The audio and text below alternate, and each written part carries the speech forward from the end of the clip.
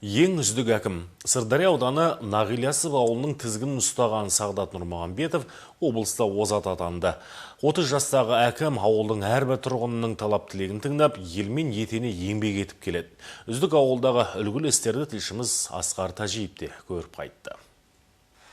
Нағилясов ауылының ажары артып гүлдене бастағанына 10 жылдан асыпты. Алғашында бұл іске бір реттік көрсеткіш үшін көлгөсір қаржы құйылып деп қарағандар да болды. Ал бүгінде елді мекеннің бейнесі айшықтала түскен.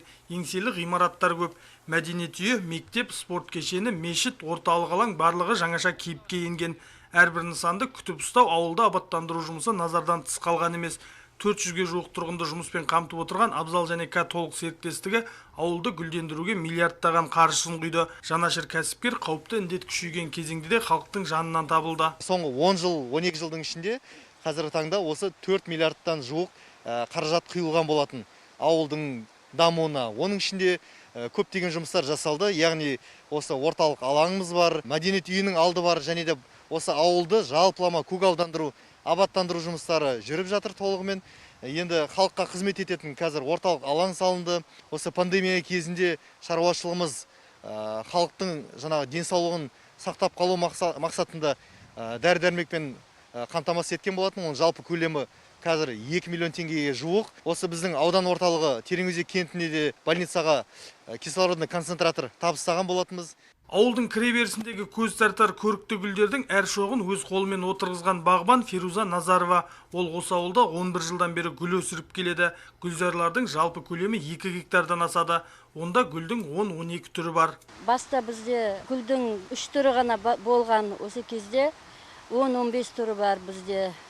Каны, геран, пеларгония, катарантус деген түрлері бар. Осы биыл біз гүлдің бір түрі авалон деген гүлді осы кезде көріп атырмыз. Құдай қаласа, жақсы өсіп, жақсы көзге дейін шыдайтын болса, сол гүлді тағы келер жылы Құдай қаласа сол гүлдерді қайтадан егеміз. Мамандығымыз бағбан емес әрине, бірақ үздік ауылға келгеннен кейін үлгілі істерге себепші болсақ деген ниет. Жылына бұл ауылда абаттандыру жұмыстарына 120 миллион теңгеге жуық қаржы бөлінеді. Ол гүл егу, тал егу және тазалық жұмыстарына осы Дилшат секілді 30-ға жуық адам атсалысады. Біз қазір мынау талды түзеп, кем-кетігін күзеп жатырмыз.